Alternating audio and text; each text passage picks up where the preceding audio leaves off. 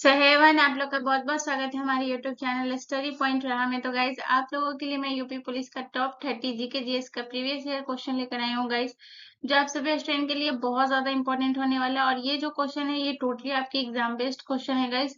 तो आपको है इसका पूरा अच्छे से आपको नोट करना है। जहाँ पे भी आपको कंफ्यूजन हो रहा है या जो भी चीज आपको नहीं पता है उसको नोट करिएगा एंड रिविजन करिएगा। एंड सेकेंड चीज, आप मुझे कमेंट करके जरूर बताइएगा कि आपसे जो है वो टॉप 30 में कितना ज्यादा क्वेश्चन जो है वो करेक्ट हुआ है गाइस। और ये बहुत ज्यादा आप सभी स्टूडेंट के लिए बहुत ज्यादा इंपॉर्टेंट है, ठीक है। तो चलिए इसे बिना देर के स्टार्ट करते हैं। तो हमारा पहला क्वेश्चन है, क्वेश्चन नंबर 1 है गाइस। क्वेश्चन नंबर 1 हमसे कह रहा है कि भारत का सबसे प्राचीन संग्रहालय उत्तर प्रदेश के किस नगर में स्थित है, ठीक है। तो अगर यहाँ पे अगर आपसे पूछता है कि भारत का सबसे प्राचीन संग्रहालय जो है वो किस राज्य में स्थित है, तो वो फिर अलग क्वेश्चन बन जाता है। लेकिन आपसे पूछ रहा है कि भारत का सबसे प्राचीन संग्रहालय उत्तर प्रदेश के किस नगर में स्थित है, तो ये क्वेश्चन आपसे पूछ रहा है। तो बताइए कि किस नगर में स्थित है। तो आपके ऑप्शन है, ऑप्शन ए मथुरा में, ऑप्शन बी इलाहाबाद में, ऑप्शन सी कानपुर में, या ऑप्शन डी लखनऊ में। सो गाइज इसका जो करेक्ट आंसर होगा है वो होगा option number D is the correct answer. Bharat का सबसे प्राचीन संग्रहालय जो उत्तर प्रदेश नगर में स्थित है वो है लखनऊ। और लखनऊ में स्थित है सबसे प्राचीन संग्रहालय। और अगर पूछे कि इस संग्रहालय की स्थापना जो हुई थी वो कब हुई थी, तो ये भी आपको डेट याद रखना है। 1863 में जो है इसकी स्थापना हुई थी इस संग्रहालय की, ये भी याद रखना है। और उत्तर प्रदेश की अगर बात करेगा तो उत्तर प्रदेश में है ना 70 से भी ज्यादा जो है संग्रहालय है, ये आपको याद रखना है। 70 से अधिक संग्रहालय जो है वो आपके उत्तर प्रदेश में, ये भी आपको ध्यान रखना है, ठीक है। मैं यहाँ पे लिख दे रही हूँ ताकि आपको याद रहेगा। तो याद रखिएगा कि सबसे अधिक संग्रहालय जो है 70 से भी अधिक संग्रहालय उत्तर प्रदेश में है, ठीक है। चलिए नेक्स्ट क्वेश्चन की तरफ। अगला क्वेश्चन हमारा क्वेश्चन नंबर 2 है गाइस। क्वेश्चन नंबर 2 कह रहा है कि निम्न में से ध्रुवीय पूर्वी पवने जो है वो किस प्रकार की पवने है, ठीक है। तो यहाँ पे आपसे क्वेश्चन बोला है कि ध्रुवीय पूर्वी पवने जो है वो किस प्रकार की पवने है। तो आपके ऑप्शन है, ऑप्शन ए अस्थायी पवने, ऑप्शन बी समुद्री पवने, ऑप्शन सी मौसमी पवने, या ऑप्शन डी स्थानीय पवने। सो गाइस इसका जो करेक्ट आंसर होगा वो होगा option A is the correct answer, अस्थायी पवने। ध्रुवीय पूर्वी पवने जो है वो अस्थायी पवने हैं। और अगर पूछे कि अस्थायी पवने जो है वो कितने प्रकार के होते हैं, तो ये भी आपको याद रखना है कि अस्थायी पवने जो है वो 3 प्रकार के होते हैं। तो मैं यहाँ पे लिख देती हूँ कि अस्थायी पवने कितने प्रकार के होते हैं। तो टोटल ये 3 प्रकार के होते हैं, ठीक है।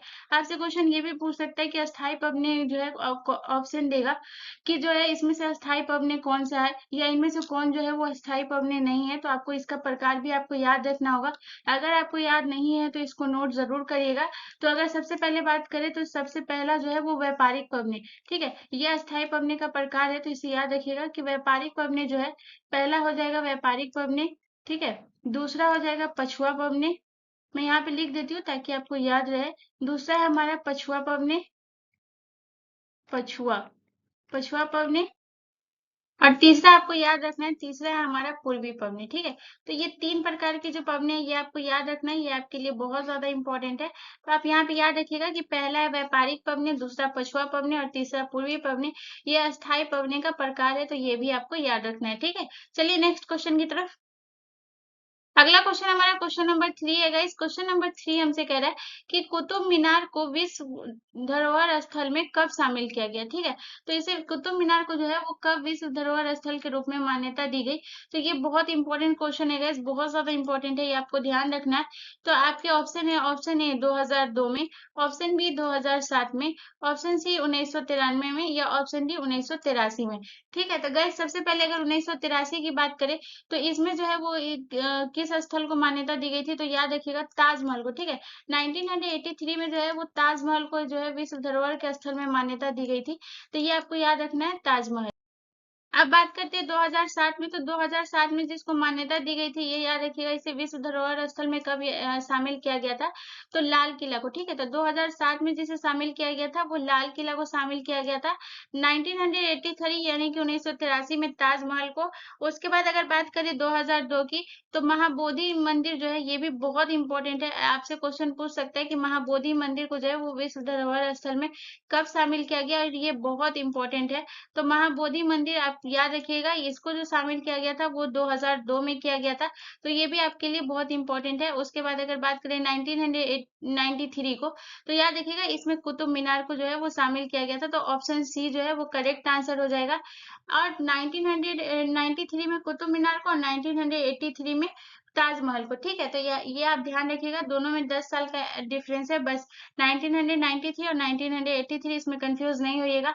अब बात कर लेते हैं कुतुब मीनार की, पे कुछ बात करते हैं। तो यहाँ पे अगर बात करें तो कुतुब मीनार का जो पूर्ण तरीके से निर्माण कराया था वो इल्तुतमिश कराया था। तो ये भी आपको ध्यान रखना है कि इल्तुतमिश जो है इसको पूर्ण तरीके से इसको किया था निर्माण। ठीक है, इल्तुतमिश। उसके बाद अगर बात करें इसकी जो नींव रखी थी वो कौन रखा था, तो ये याद रखिएगा, इसकी जो नींव रखी थी वो ऐबक ने रखी थी, यानी कि कुतुबुद्दीन ऐबक ने इसके निर्माण का जो नींव रखा था वो रखा था। और अगर आपसे पूछे कि कुतुबुद्दीन ऐबक ने जो है इसके निर्माण की नींव जो है वो कब रखी थी, तो आपको ये भी याद रखना है कि कुतुबुद्दीन ऐबक ने इसके निर्माण की नींव जो रखी थी वो रखी थी 1199 ईस्वी में। ठीक है, तो ये आप डेट याद रखिएगा कि 1199 ईस्वी में है इसे शामिल के इसकी नींव रखी गई थी। ठीक है, चलिए नेक्स्ट क्वेश्चन की तरफ। अगला क्वेश्चन हमारा क्वेश्चन नंबर 4 है गाइस। क्वेश्चन नंबर 4 कह रहा है कि निम्नलिखित में अयोध्या किस नदी के किनारे अवस्थित है। ठीक है, तो ये भी आपके लिए बहुत ज्यादा इंपॉर्टेंट होने वाला है यूपी पुलिस के लिए। तो आपका ऑप्शन है सरयू नदी पर, ऑप्शन बी गंगा नदी पर, ऑप्शन सी कावेरी नदी पर, या ऑप्शन डी सतलज नदी पर। सो गाइस इसका जो करेक्ट आंसर होगा वो होगा option A is the correct answer. Saryu नदी पर जो है वो अयोध्या जिस नदी के किनारे है वो सरयू नदी पर है। गंगा की बात करें गाइस तो ये कानपुर, यहाँ पे याद रखिएगा। और भी बहुत सारे, लेकिन मैं कुछ बता देती हूँ। कानपुर जो है, कानपुर गंगा नदी के किनारे अवस्थित है, ये भी आपको ध्यान रखना है। उसके बाद अगर सतलज नदी की बात करें तो फिरोजपुर, फिरोजपुर जो है वो सतलज नदी के किनारे, तो ये भी आपको ध्यान रखना है कि फिरोजपुर किस नदी के किनारे है, तो सतलज नदी के किनारे। ठीक है, चलिए नेक्स्ट क्वेश्चन की तरफ। अगला क्वेश्चन हमारा क्वेश्चन नंबर 5 है गाइस। क्वेश्चन नंबर 5 हमसे कह रहा है कि निम्नलिखित में से डॉक्टर बीसी राय पुरस्कार किस क्षेत्र में दिया जाता है। तो ये भी बहुत ज्यादा इंपॉर्टेंट है। आप बीसी राय पुरस्कार इस तरीके का होता है, तो आपसे पूछ रहा है कि किस क्षेत्र में दिया जाता है। तो सबसे पहले मैं बता दूं कि बीसी राय पुरस्कार की जो शुरुआत हुई थी वो कब हुई थी, तो 1962 में जो है इस पुरस्कार की शुरुआत हुई थी, ये आपको ध्यान रखना है। आपसे पूछ रहा है कि ये किस क्षेत्र में दिया जाता है, तो आपके ऑप्शन है फिल्म के क्षेत्र में, ऑप्शन बी साहित्य क्षेत्र में, ऑप्शन सी चिकित्सा क्षेत्र में, या ऑप्शन डी पत्रकारिता क्षेत्र में। तो गाइस इसका जो करेक्ट आंसर होगा वो होगा option C is the correct answer. चिकित्सा क्षेत्र में जो है वो डॉक्टर बीसी राय पुरस्कार दिया जाता है। फिल्म क्षेत्र की बात करें तो यहाँ पे आपको दादा साहब फाल्के पुरस्कार दिया जाता है फिल्म क्षेत्र में, ये भी आपको ध्यान रखना है। दादा साहब फाल्के पुरस्कार जो है वो सबसे पहले किसको दिया गया था, तो देविका रानी रोनी को दिया गया था, ये भी आपको ध्यान रखना है। ठीक है, तो दादा साहब फाल्के पुरस्कार सबसे पहले जो है वो देविका रानी रोनी को दिया गया था। और कब दिया गया था, तो ये भी आपको ध्यान रखना है, 1969। ठीक है, तो ये भी आप याद रखिएगा कि 1969 में जो है वो दादा साहब फाल्के पुरस्कार जो है वो सबसे पहले देविका रानी रोनी को दिया गया था। साहित्य क्षेत्र की अगर हम बात करें तो ये भी आपके लिए बहुत महत्वपूर्ण होने वाला है। साहित्य क्षेत्र में जो दिया जाता है वो ज्ञानपीठ पुरस्कार दिया जाता है, ये आपको ध्यान रखना है। ठीक है, तो ये भी आपके लिए बहुत ज्यादा इंपॉर्टेंट है, साहित्य के क्षेत्र में ज्ञानपीठ पुरस्कार दिया जाता है। उसके बाद अगर बात करें आपके चिकित्सा के क्षेत्र में जो डॉक्टर बीसी राय पुरस्कार, ये आपको पता ही है।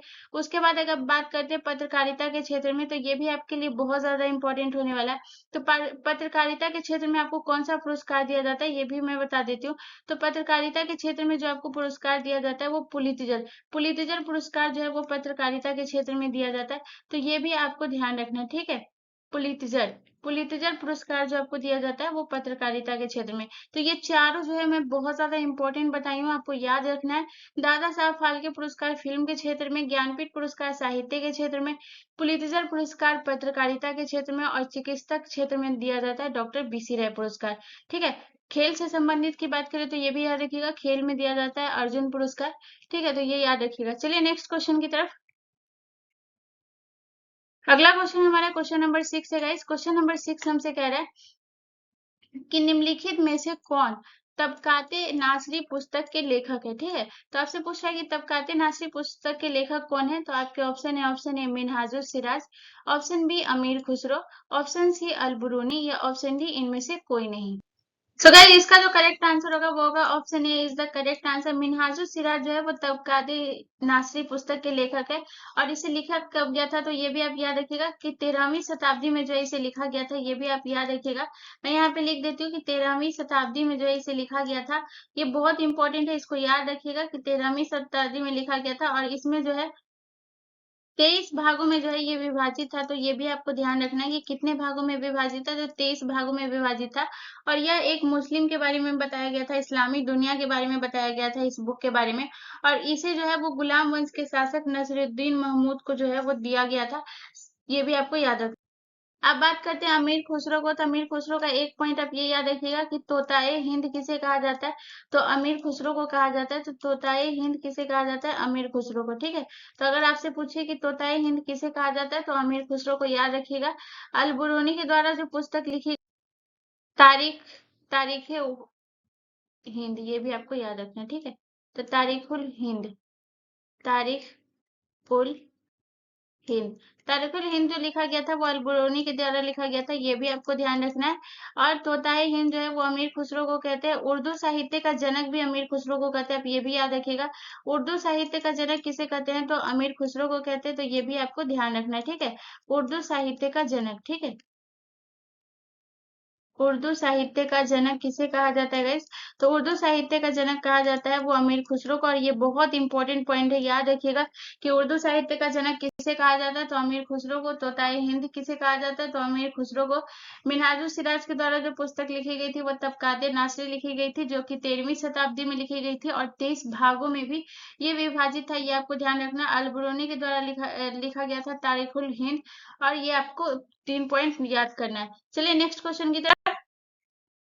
अगला क्वेश्चन हमारा क्वेश्चन नंबर 7 है गाइस। क्वेश्चन नंबर 7 कह रहा है कि सिंधु घाटी सभ्यता की विकसित अवस्था में निम्न में से किस स्थल में घरों के कुएं के अवशेष मिले। ठीक है, तो घड़े के कुएं के अवशेष जो है वो किसके इसमें मिले हैं, तो आपके ऑप्शन है, option A Kalibanga, option B Lothal, option C Dholavira, या option D Mohenjodaro. So guys इसका जो करेक्ट आंसर होगा वो होगा option D is the correct answer.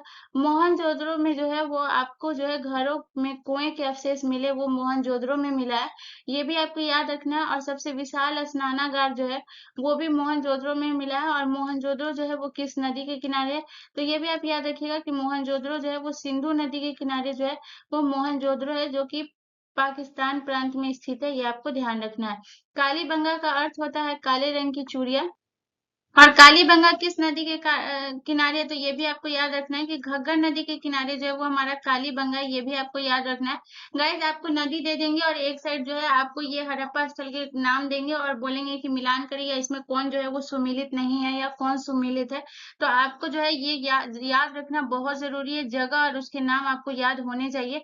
उसके बाद अगर बात करें लोथल, तो लोथल जो है वो किस नदी के किनारे है, तो लोथल आपके भोगवा नदी के किनारे है। तो ये भी आपके लिए बहुत इंपॉर्टेंट है, ये बहुत इंपॉर्टेंट है गाइस, मैं बार बार बोल रही हूँ, इसको नोट जरूर करिएगा और याद रखिएगा। उसके बाद बात करें धौलावीरा, तो धौलावीरा गाइस आपके कच्छ की खाड़ी के क्षेत्र में स्थित है, तो ये आपको ध्यान रखना है। ठीक है, चलिए नेक्स्ट क्वेश्चन की तरफ। अगला क्वेश्चन हमारा क्वेश्चन नंबर 8 है गाइस। क्वेश्चन नंबर 8 कह रहा है कि निम्नलिखित में से किसने बुद्ध चरित्र की रचना की है। और ये मोस्ट इंपॉर्टेंट क्वेश्चन है गाइस, आपको बहुत ज्यादा इंपॉर्टेंट क्वेश्चन है गाइस। तो आपसे पूछ रहा है कि बुद्ध चरित्र की रचना जो है वो किसके द्वारा की गई थी, तो आपके ऑप्शन है, ऑप्शन ए हर्षवर्धन के द्वारा, ऑप्शन बी अश्वघोष के द्वारा, ऑप्शन सी नागार्जुन के द्वारा, या ऑप्शन डी बाणभट्ट के द्वारा। सो गाइस इसका जो करेक्ट आंसर होगा वो होगा option B is the correct answer. द्वितीय शताब्दी के आरंभ में जो है वो अश्वघोष के द्वारा जो है वो बुद्ध चरित्र की रचना की गई थी, जिसमें जो है वो बुद्ध की जीवन के बारे में बताया गया है। और इसमें एक पॉइंट ये याद रखिएगा कि ये 28 सर्गों में जो है, ये 28 सर्गों में ये था, विभाजित था। तो आपको ये याद रखना है कि 28 सर्गों में विभाजित था, लेकिन पूर्ण रूप से अभी 14 ही सर्गों को जो है वो पूर्ण रूप से इसका ये मिला। तो याद रखिएगा कि 14 जो है अभी पूर्ण रूप से उपलब्ध है, तो ये आपको याद रखना है कि 14 सर्ग जो है वो पूर्ण रूप से उपलब्ध है। बाकी 28 सर्गों में जो है इसे विभाजित किया गया था, ये आपको ध्यान रखना है। और ये अश्वघोष के द्वारा जो है लिखा गया था। उसके बाद एक पॉइंट आप ये भी इसके बारे में भी लिख लीजिएगा, बाणभट्ट। बाणभट्ट के द्वारा जो लिखा गया था वो हरिश्चरित्र लिखा गया था। तो हरिश्चरित्र जो लिखा गया था वो किसके द्वारा लिखा गया था, तो बाणभट्ट के द्वारा लिखा गया था, ये भी आपको ध्यान रखना है। ठीक है, चलिए नेक्स्ट क्वेश्चन की तरफ। अगला क्वेश्चन हमारा क्वेश्चन नंबर 9 है गाइस। क्वेश्चन नंबर 9 कह रहा है कि वाटर पोलो में एक पक्ष में खिलाड़ियों की संख्या जो है वो कितनी होती है, तो आपके ऑप्शन है, option A 7, option B 5, option C 4 या ऑप्शन डी 9। सो गाइस इसका जो करेक्ट आंसर होगा वो होगा option A is the correct answer. 7 जो है वो एक पक्ष में वाटर पोलो में खिलाड़ियों की संख्या होती है। इसके साथ साथ आपको ये भी याद रखना है कि कबड्डी में भी 7 खिलाड़ी होते हैं। तो ये भी आपको याद रखना है कि कबड्डी में भी 7 खिलाड़ी होते हैं, ठीक है। उसके बाद अगर बात करें चार चार खिलाड़ी, तो जो पोलो में होते हैं वो 4 खिलाड़ी होते हैं। तो ये आपको ध्यान रखना है कि 4 खिलाड़ी किसमें होते हैं, तो पोलो में 4 खिलाड़ी होते हैं। उसके बाद आपको याद रखना है कि बास्केटबॉल में जो है वो 5 खिलाड़ी होते हैं। तो ये भी आपको याद रखना है कि बास्केटबॉल में जो है वो 5 खिलाड़ी होते हैं। उसके बाद खो-खो में जो है वो 9 प्लेयर होते हैं। तो ये भी आपको याद रखना है कि खो-खो में कितने प्लेयर होते हैं। तो याद रखिएगा कि खो-खो में जो है वो 9 प्लेयर होते हैं। ये भी आपको ध्यान रखना है, ठीक है। चलिए नेक्स्ट क्वेश्चन की तरफ। अगला क्वेश्चन हमारा क्वेश्चन नंबर 10 है गाइस। क्वेश्चन नंबर 10 कह रहा है कि किसी तारे के रंग से तारे का पता चलता है। तो किसी तारे के रंग से तारे का क्या पता चलता है, आपसे क्वेश्चन ये पूछ रहा है। तो आपके ऑप्शन है, ऑप्शन ए तारे का ताप, ऑप्शन बी तारे की दूरी, ऑप्शन सी तारे का आकार या ऑप्शन डी तारे का भार। सो गाइस इसका जो करेक्ट आंसर होगा वो होगा option A is the correct answer. किसी तारे के रंग से जो तारे का पता चलता है वो तारे के ताप का पता चलता है। तो ऑप्शन ए जो है वो करेक्ट आंसर होगा। अब गाइस मैं तारे से रिलेटेड 2 फैक्ट बोलूंगी। जो सबसे नीला तारा होता है, ठीक है, जो सबसे नीला तारा होता है ना वो गर्म तारा होता है, ठीक है। तो आपको ये याद रखना है कि जो नीला तारा होता है वो कौन सा तारा होता है, तो ये गर्म होता है, सबसे गर्म तारा होता है, ठीक है। और इसका कितना डिग्री सेल्सियस होता है, तो 10,000 से भी अधिक डिग्री का ये सेल्सियस होता है। तो आपको ये याद रखना है। उसके बाद अगर बात करें गाइस नीले तारे के बाद सफेद तारे की, ठीक है, तो ये लगभग इसके ये कितना डिग्री सेल्सियस का होता है, तो सफेद तारा जो होता है वो लगभग 7,500 डिग्री सेल्सियस का होता है। ये भी आपको ध्यान रखना है, ठीक है। तो अगर ये आपसे पूछे तो कितना होता है, तो 7,500 डिग्री सेल्सियस का होता है। ये आपको याद रखना है। उसके बाद पीला तारा की बात करें तो पीला तारा जैसे हमारा सूर्य भी हो गया पीला तारा, ये भी आप ध्यान रखिएगा। तो पीला जो होता है ये सबसे सबसे जो है ये इसका जो लगभग कितना होता है, जैसे कि 5,500 डिग्री सेल्सियस जो है इसका ये होता है। तो ये भी आपको ध्यान रखना है कि 5,500 डिग्री सेल्सियस जो किसका होता है, पीला तारा का होता है। उसके बाद अगर बात करें गाइस लाल तारे की, ठीक है, तो ये सबसे ठंडा तारा होता है, ठीक है। तो आपको याद रखिएगा कि लाल तारा जो होता है ना ये सबसे ठंडा तारा होता है। लाल तारा जो होता है ये सबसे ठंडा तारा होता है। ये पॉइंट आप याद रखिएगा क्योंकि सबसे गर्म और सबसे ठंडे के बारे में पूछता ही है गाइस। तो ये आपके लिए बहुत ज्यादा इंपॉर्टेंट है। तो सबसे ठंडा तारा जो है वो लाल तारा होता है और इसका कितना डिग्री सेल्सियस होता है, तो ये भी आप याद रखिएगा कि 3,500 डिग्री सेल्सियस जो है लाल डिग्री का सेल्सियस लाल तारे का जो है वो सेल्सियस होता है 3,500 डिग्री सेल्सियस, ठीक है। तो तारे के बारे में इतना पॉइंट आप याद रखिएगा, ये बहुत इंपॉर्टेंट है। चलिए नेक्स्ट क्वेश्चन की तरफ। अगला क्वेश्चन हमारा क्वेश्चन नंबर 11 है गाइस। क्वेश्चन नंबर 11 कह रहा है कि कजरी निम्न में से किस राज्य की लोक कला नृत्य शैली है, ठीक है।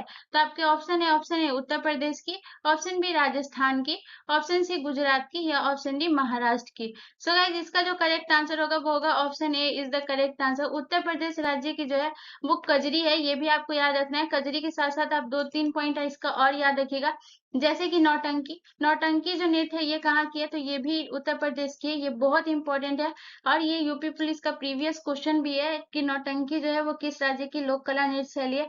उसके बाद आपको ये याद रखना है नौटंकी, कजरी, ये सब जो है उत्तर प्रदेश की। उसका राजस्थान की बात करें तो सबसे प्रसिद्ध घूमर, जो कि आप सभी को पता ही होगा। उसके बाद पनिहारी नृत्य, ठीक है, पनिहारी नृत्य भी कहाँ की है, तो ये राजस्थान की है। तो ये भी आपको याद रखना है कि पनिहारी नृत्य कहाँ की है, तो ये राजस्थान के, ठीक है। उसके बाद अगर गुजरात की बात करें तो डांडिया, डांडिया भी आपको पता ही होगा कि डांडिया जो है वो कहाँ का लोक कला नृत्य है, तो गुजरात का है। डांडिया के साथ साथ गरबा, गरबा भी जो है वो कहाँ का है, तो गुजरात का है। ये भी आपको याद रखना है।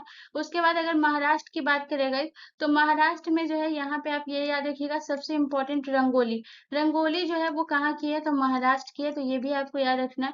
रंगोली के साथ साथ एक पॉइंट आप ये भी याद रखिएगा, तमाशा, तमाशा जो है वो कहाँ का है, तो तमाशा भी महाराष्ट्र का है। ये भी आपको याद रखना है, ठीक है। चलिए नेक्स्ट क्वेश्चन की तरफ।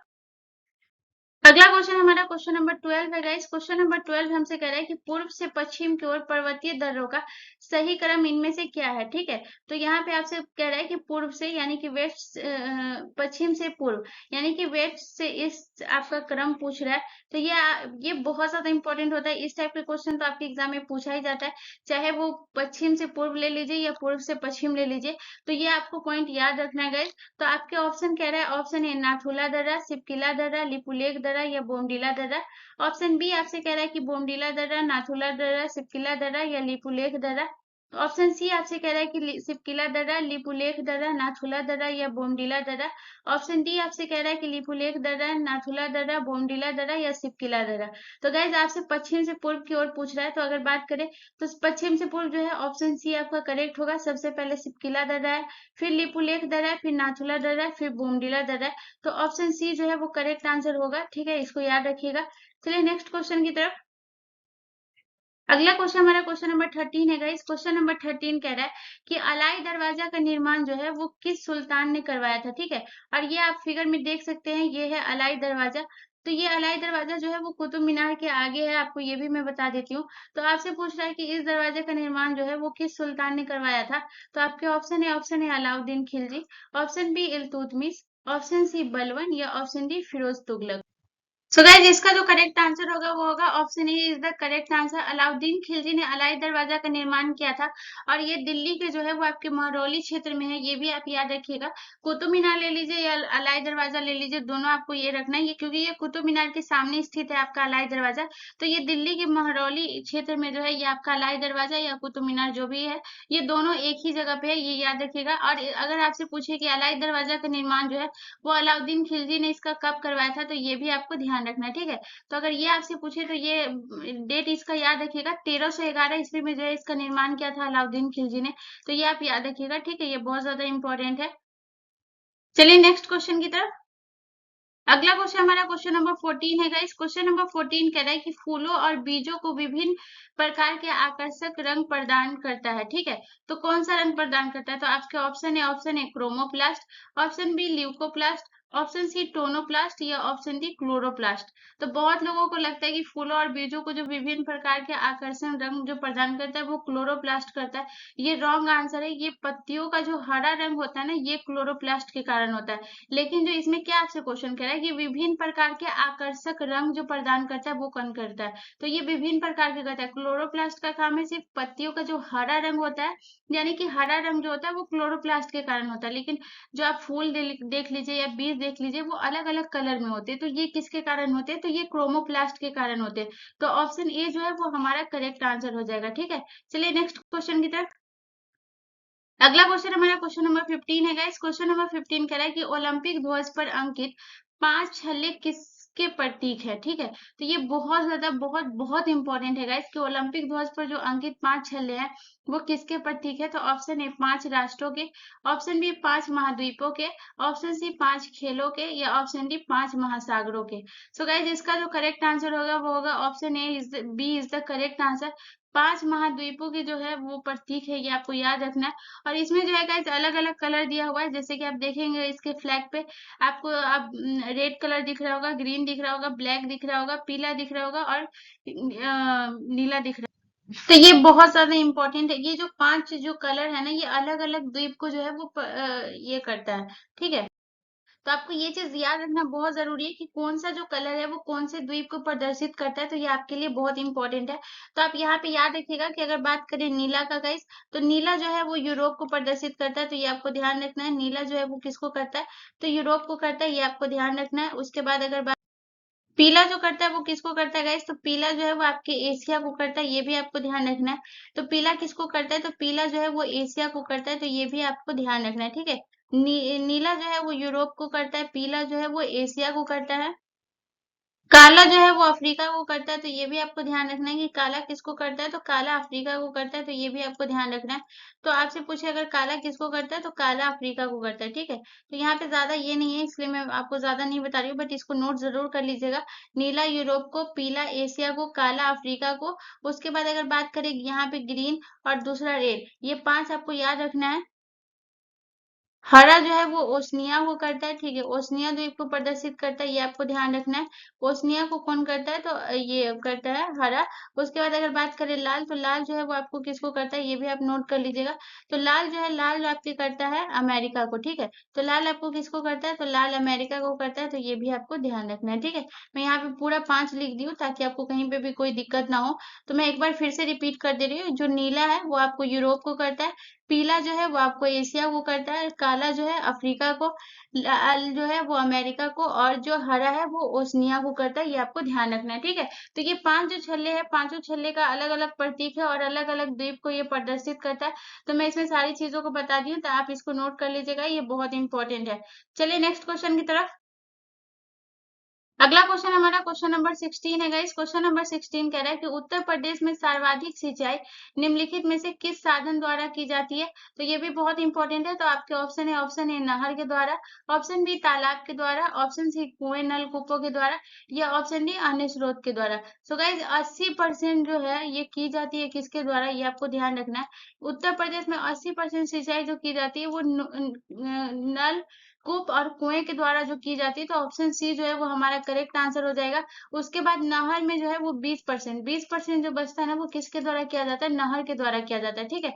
तो आप याद रखिएगा कि 80% जो है वो कुएं और नलकूप के द्वारा किया जाता है, और 20% जो है वो नहर के द्वारा किया जाता है। ये आप ध्यान रखिएगा, उत्तर प्रदेश में सर्वाधिक सिंचाई। चलिए नेक्स्ट क्वेश्चन की तरफ। अगला क्वेश्चन हमारा क्वेश्चन नंबर 17 है गाइस। क्वेश्चन नंबर 17 कह रहा है कि भारत में गन्ना का सर्वाधिक उत्पादन किस राज्य में होता है। और ये भी बहुत ज्यादा इंपॉर्टेंट है कि गन्ना का सर्वाधिक उत्पादन किस राज्य में होता है। आपके ऑप्शन है, ऑप्शन ए उत्तर प्रदेश में, ऑप्शन बी गुजरात में, ऑप्शन सी मध्य प्रदेश में, या ऑप्शन डी तमिलनाडु में। सो गाइस इसका जो करेक्ट आंसर होगा वो होगा option A is the correct answer. Uttar Pradesh में जो है वो सर्वाधिक गन्ना का उत्पादन होता है। उसके बाद अगर बात करें मध्य प्रदेश में गाइस, तो मध्य प्रदेश में जो सर्वाधिक उत्पादन होता है वो सोयाबीन का होता है। ये भी आपको ध्यान रखना है कि अगर आपसे पूछे कि मध्य प्रदेश में सर्वाधिक उत्पादन किसका होता है, तो सोयाबीन का मध्य प्रदेश में सर्वाधिक उत्पादन होता है। उसके बाद अगर बात करें मूंगफली का सर्वाधिक उत्पादन किस राज्य में होता है, तो मूंगफली का सर्वाधिक उत्पादन जो है वो आपके गुजरात राज्य में होता है। ये आपको ध्यान रखना है। और तमिलनाडु में जो सबसे ज्यादा उत्पादन होता है वो केला का सबसे ज्यादा उत्पादन किस राज्य में होता है, तो तमिलनाडु में। ये आपको ध्यान रखना है, ठीक है। तो उत्तर प्रदेश में गन्ने का, मध्य प्रदेश में सोयाबीन का, गुजरात में मूंगफली का, और तमिलनाडु में केला का। ये 4 याद रखिएगा। चलिए नेक्स्ट क्वेश्चन की तरफ।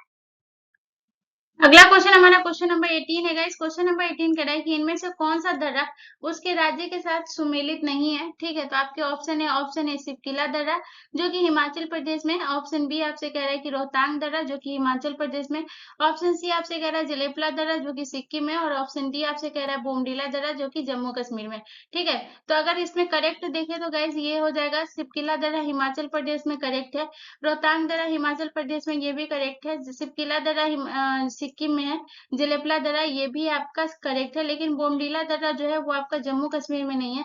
तो ये रॉन्ग हो जाएगा। बनिहाल दर्रा आपका जम्मू कश्मीर, बोमडीला दर्रा जो है ये आपका जो है कहाँ है, तो ये अरुणाचल प्रदेश में। तो ये भी आपको ध्यान रखना है कि ये आपका कहाँ है, तो ये अरुणाचल प्रदेश, ठीक है। तो आपको ये ध्यान रखना है कि ये आपका कहाँ है, तो अरुणाचल प्रदेश, ठीक है। चलिए नेक्स्ट क्वेश्चन की तरफ। अगला क्वेश्चन हमारा क्वेश्चन नंबर 19 है गाइस। क्वेश्चन नंबर 19 हमसे कह रहा है कि विधायन सत्ता का पर पूर्ण नियंत्रण से संबंधित निम्न में से कौन सा मौलिक अधिकार जो है वो संबंधित है, ठीक है। तो विधायन सत्ता पर पूर्ण नियंत्रण से, ये बहुत इंपॉर्टेंट, इसको ध्यान रखिएगा।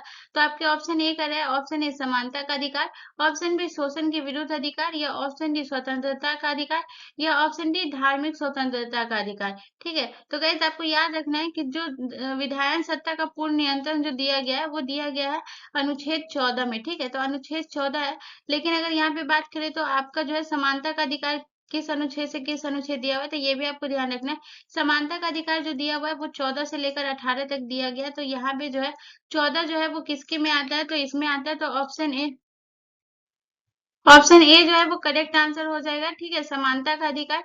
उसके बाद अगर बात करेगा शोषण के विरुद्ध अधिकार, तो शोषण के विरुद्ध अधिकार 23 से 24 जो है वो शोषण के विरुद्ध अधिकार है, ये आपको ध्यान रखना है। उसके बाद अगर बात करें स्वतंत्रता का अधिकार, स्वतंत्रता का अधिकार जो है वो आपके 19 से 22 में है। तो ये भी आपको याद रखना है कि 19 से 22 में आपको कौन सा अधिकार है, तो स्वतंत्रता का अधिकार जो है वो आपके 19 से लेकर 22 में है। और आप अगर बात करें धार्मिक स्वतंत्रता के अधिकार, तो 25 से लेकर 28 तक है, ये आपको याद रखना है, ठीक है। आपको क्वेश्चन ये भी दे देगा कि धार्मिक स्वतंत्रता का अधिकार दे देगा, और यहाँ पे आपको 14 से 18, 23 से 24, 19 से 22 और 25 से 28 इस तरीके से दे देगा क्वेश्चन। तो ये आपके लिए बहुत इंपॉर्टेंट है, तो इसको ध्यान रखिएगा, ठीक है। चलिए नेक्स्ट क्वेश्चन की तरफ। अगला क्वेश्चन हमारा क्वेश्चन नंबर 20 है गाइस। क्वेश्चन नंबर 20 हमसे कह रहा है कि उत्तर प्रदेश का कौन सा नगर ताला उद्योग के लिए प्रसिद्ध है। ठीक है, तो ताला उद्योग के लिए कौन सा नगर प्रसिद्ध है? तो आपके ऑप्शन है, option A Aligarh, option B Agra, option C Ghaziabad या option D Mirzapur. So guys इसका जो करेक्ट आंसर होगा वो होगा option A is the correct answer. Aligarh जो है वो ताला उद्योग के लिए बहुत ज्यादा प्रसिद्ध है, तो ऑप्शन ए हमारा करेक्ट आंसर हो जाएगा। चलिए नेक्स्ट क्वेश्चन की तरफ। अगला क्वेश्चन हमारा क्वेश्चन नंबर 21 है गाइस। क्वेश्चन नंबर 21 कह रहा है कि निम्नलिखित में से कौन भरतनाट्यम और ओडिसी नृत्य दोनों से संबंधित है। तो दोनों में से कौन संबंधित है? तो आपके ऑप्शन है, option A Mallika Sarabhai, option B Yamini Krishnamurthy, option C Sonal Mansi या option D Rukmini Devi. So guys इसका करेक्ट आंसर क्या होगा, लेकिन उससे पहले मैं बता दूं कि रुक्मणी देवी जो है वो भरतनाट्यम से है, यामिनी कृष्णमूर्ति भरतनाट्यम प्लस कथक से है, और मल्लिका साराभाई भरतनाट्यम प्लस कुचिपुड़ी से है, तो ये आपको ध्यान रखना है। सोनल मानसिंह जो है वो भरतनाट्यम प्लस ओडिसी से है, ये आपको ध्यान रखना। और 1922 में जो है इनको पद्म विभूषण मिला, ये भी आपको ध्यान रखना, और सबसे कम उम्र में मिला है, तो ऑप्शन सी जो है वो हमारा करेक्ट आंसर हो जाएगा, ये आपको ध्यान रखना है। ठीक है, चलिए नेक्स्ट क्वेश्चन की तरफ। अगला क्वेश्चन हमारा क्वेश्चन नंबर 22 है गाइस। क्वेश्चन नंबर 22 कह रहा है कि एग्रेस्टोलॉजी में जो है वो किसका अध्ययन होता है। ठीक है, तो आपके ऑप्शन ए है फलों का, ऑप्शन बी बीजों का, ऑप्शन सी भूमि का या ऑप्शन डी घासों का। सो गाइज आपको ये याद रखना है कि एग्रेस्टोलॉजी में जिसका अध्ययन होता है वो घासों का होता है, तो ऑप्शन डी जो है वो करेक्ट आंसर हो जाएगा। बीज का अध्ययन का बात करें तो आप यहाँ पे नोट कर लीजिएगा, स्पर्मोलॉजी में जो है वो बीज का अध्ययन होता है। भूमि का जो है वो पेडोलॉजी में जो है वो भूमि का अध्ययन होता है। और फलों का अध्ययन क्या कहलाता है, मुझे कमेंट करके जरूर बताइएगा। चलिए नेक्स्ट क्वेश्चन की तरफ। अगला क्वेश्चन हमारा क्वेश्चन नंबर 23 है गाइस। क्वेश्चन नंबर 23 कह रहा है कि निम्नलिखित में से रॉकेट जो है वो किस सिद्धांत पर कार्य करता है। ठीक है, तो रॉकेट आपके किस सिद्धांत पर कार्य करता है? तो आपके ऑप्शन है, ऑप्शन ए संवेग संरक्षण, ऑप्शन बी ऊर्जा संरक्षण, ऑप्शन सी ए और बी दोनों या ऑप्शन डी इनमें से कोई नहीं। सो गाइस इसका जो करेक्ट आंसर होगा वो होगा option A is the correct answer. Rocket जिस सिद्धांत पे कार्य करता है वो संवेग संरक्षण पे कार्य करता है। अगर आपसे पूछे कि रॉकेट जो है वो न्यूटन की किस गति पे जो कार्य करता है, तो ये भी याद रखिएगा कि रॉकेट जो है वो न्यूटन की तीसरी गति पर कार्य करता है, तो ये भी बहुत इंपॉर्टेंट है, और ये प्रीवियस ईयर क्वेश्चन, न्यूटन की तीसरी गति। ठीक है, तो ये आपको याद रखना है कि न्यूटन की तीसरी गति पे जो है वो रॉकेट का सिद्धांत कार्य करता है। और ऐसे पूछे कि किस सिद्धांत पे कार्य करता है, तो संवेग संरक्षण पे, तो ऑप्शन ए जो है वो हमारा करेक्ट आंसर हो जाएगा। ठीक है, चलिए नेक्स्ट क्वेश्चन की तरफ। अगला क्वेश्चन हमारा क्वेश्चन नंबर 24 है गाइस। क्वेश्चन नंबर 24 कह रहा है कि निम्नलिखित में से किसे शेखुल हिंद की पदवी प्रदान की गई थी। ठीक है, तो आपके ऑप्शन है, option A Baba Fariduddin, option B Khwaja Qutbuddin Bakhtiyar Kaki या ऑप्शन डी शेख सलीम चिश्ती या option D Khwaja Moinuddin Chishti. So guys इसका जो करेक्ट आंसर होगा वो होगा option C is the correct answer, Sheikh Salim Chishti. ठीक है, तो शेखुल हिंद की पदवी जो प्रदान की थी वो शेख सलीम चिश्ती की थी गाइस। और इसमें जो है वो 2 पॉइंट आप याद रखिएगा कि इसका दरगाह जो है वो कहाँ है। तो दरगाह जो है इसका फतेहपुर सिकरी में है। ठीक है, तो ये भी आपको ध्यान रखना है कि फतेहपुर सिकरी में जो है वो शेख सलीम चिश्ती का दरगाह है। ठीक है, फतेहपुर सिकरी। और दूसरा क्वेश्चन ये याद रखिएगा कि इन्होंने ही आशीर्वाद दिया था, तो उसके बाद जो है वो अकबर को जो है ये हुआ था, पुत्र हुआ था, और इन्हीं के नाम पे उन्होंने सलीम रखा था, ये भी आप याद रखिएगा। उसके बाद अगर बात करें इसका जो है अकबर ने इसके दरगाह दरगाह का निर्माण जो है वो कब करवाया था, तो ये भी आप याद रखिएगा कि इसके निर्माण जो करवाया था दरगाह का वो 1580 या 81 के बीच में जो है वो कराया था। तो ये भी आपको ध्यान रखना है कि 1580 से 81 के बीच में करवाया था। तो मैं यहाँ पे लिख देती हूँ 1580 से या फिर 81 के बीच में। ठीक है, और अकबर ने जो इसके दरबार की जो निर्माण करवाया था वो संगमरमर के पत्थरों से करवाया था, तो ये भी याद रखिएगा। ठीक है, चलिए नेक्स्ट क्वेश्चन की तरफ। अगला क्वेश्चन हमारा क्वेश्चन नंबर 25 है गाइस। क्वेश्चन नंबर 25 कह रहा है कि किस विटामिन की कमी से एनीमिया बीमारी होती है। ठीक है, तो एनीमिया जो है वो किस विटामिन की कमी के कारण होता है, तो आपके ऑप्शन है, option A vitamin C, option B vitamin D, option C vitamin B या option D vitamin A. So guys इसका जो करेक्ट आंसर होगा वो होगा option C is the correct answer. Vitamin B की कमी के कारण जो है वो एनीमिया होता है। उसके बाद अगर बात करें मसूड़ों से खून आना, ये किस कमी के कारण होता है, तो ये भी आपको याद रखना है कि मसूड़ों से खून आना जो है वो विटामिन सी की कमी के कारण होता है। और ये बहुत इंपॉर्टेंट है, आपके प्रीवियस ईयर क्वेश्चन में भी पूछा गया है कि मसूड़ों से खून आना जो है वो किस विटामिन की कमी से कारण होता है। तो ये याद रखिएगा कि मसूड़ों से खून आना विटामिन सी की कमी के कारण होता है। उसके बाद हड्डियों का कमजोर होना, हड्डियों का कमजोर होना किस विटामिन की कमी के कारण होता है? तो ये सभी आपको पता ही होगा कि हड्डियों से के कमजोर होने का मतलब है कि आपको विटामिन डी की कमी है। ठीक है, तो हड्डी की कमजोरी या हड्डियों में दर्द, जो भी आप यहाँ पे लिखे हैं, हड्डियों में कमजोरी या हड्डियों में जो दर्द होता है वो विटामिन डी की कमी के कारण होता है। उसके बाद रतौंधी, रतौंधी बीमारी जो होता है वो विटामिन ए की कमी के कारण होता है। ठीक है, तो आपको ये भी याद रखना है कि रतौंधी बीमारी किस विटामिन की कमी के कारण होता है? तो विटामिन ए की कमी के कारण होता है। चलिए नेक्स्ट क्वेश्चन की तरफ। अगला क्वेश्चन हमारा क्वेश्चन नंबर 26 है गाइस। क्वेश्चन नंबर 26 कह रहा है कि इनमें से किस नदी के द्वारा जिलेपला दर्रा का निर्माण हुआ है? ठीक है, तो जिलेपला दर्रा का निर्माण किस नदी के कारण हुआ है? तो आपके ऑप्शन ए तीस्ता नदी, ऑप्शन बी सिंधु नदी, ऑप्शन सी रावी नदी या ऑप्शन डी सतलज नदी। सो गाइस इसका जो करेक्ट आंसर होगा वो होगा option A is the correct answer. Teesta नदी के कारण जो है वो जिलेपला दर्रा का निर्माण हुआ है, तो ये भी आपको ध्यान रखना है। चलिए नेक्स्ट क्वेश्चन की तरफ। अगला क्वेश्चन हमारा क्वेश्चन नंबर 27 है गाइस। क्वेश्चन नंबर 27 कह रहा है कि निम्नलिखित में से पृथ्वी सूक्त का संबंध किस वेद से है? ठीक है, तो आपके ऑप्शन है यजुर्वेद से, ऑप्शन बी अथर्ववेद से, ऑप्शन सी सामवेद से या ऑप्शन डी ऋग्वेद से। सो गाइस इसका जो करेक्ट आंसर होगा वो होगा option B is the correct answer. Prithvi Sukta का संबंध जो है वो अथर्ववेद से। 12वें कांड का प्रथम सूक्त में जो है वो ये आपको याद रखना है। अथर्ववेद के 12वें कांड और प्रथम सूक्त में जो है ये आपके पृथ्वी सूक्त का संबंध है, ये भी आपको ध्यान रखना है। ठीक है, तो प्रथम सूक्त में, ठीक है, ये भी आपको ध्यान रखना है। और अथर्ववेद में कुल कितने मंत्र है तो ये भी आपको याद रखना है, 63। ठीक है, चलिए नेक्स्ट क्वेश्चन की तरफ।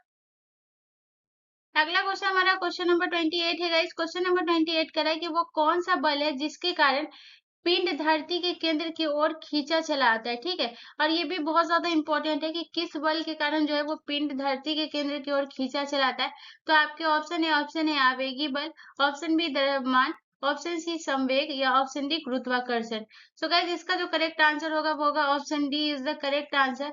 मतलब गुरुत्वाकर्षण बल के कारण जो है वो पिंड धरती के केंद्र की ओर खींची चली आती है, तो ऑप्शन डी जो है वो हमारा करेक्ट आंसर हो जाएगा। चलिए नेक्स्ट क्वेश्चन की तरफ। अगला क्वेश्चन हमारा क्वेश्चन नंबर 29 है गाइस। क्वेश्चन नंबर 29 कह रहा है कि अमाशय में प्रोटीन को पचाने के लिए कौन सा एंजाइम जो है वो मदद करता है? तो आपके ऑप्शन है लार amylase, option B pepsin, option C trypsin या option D rennin. So guys इसका जो करेक्ट आंसर होगा वो होगा option number B is the correct answer.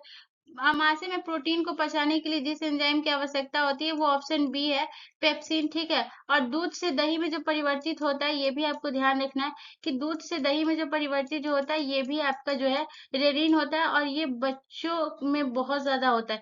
जब भी छोटे बच्चे जब दूध पी लेते हैं उसके बाद जो वो वोमिटिंग करते हैं तो वो गाढ़ा टाइप का हो जाता है, तो उनमें जो है वो रेनिन बहुत ज्यादा मात्रा में होता है, तो ये भी आपको ध्यान रखना है। ठीक है, चलिए नेक्स्ट क्वेश्चन की तरफ। अगला question question number, Uttar Pradesh के निम्नलिखित में से किस नगर में कुंभ मेला लगता है? ठीक है, तो कुंभ मेला उत्तर प्रदेश के किस नगर में लगता है? तो आपके ऑप्शन है Allahabad, option B Agra, option C Varanasi या ऑप्शन डी ये सभी। सो गाइस इसका जो करेक्ट आंसर है वो है option A is the correct answer. Allahabad में जो है वो कुंभ का मेला लगता है उत्तर प्रदेश। और गाइज ये 12 साल में टोटल 4 स्थानों पर यह मेला लगता है, जो कि बहुत इंपॉर्टेंट है, आपको ये याद रखना है कि 12 साल में टोटल 4 स्थानों पर लगता है। और कौन कौन से स्थान है ये आपको ध्यान रखना है। तो सबसे पहला तो आपका इलाहाबाद है, ये आपको तो पता ही हो गया। दूसरा अगर बात करें तो दूसरा है आपका नासिक। ठीक है, नासिक में भी ये कुंभ का मेला लगता है। उसके बाद अगर बात करें तीसरा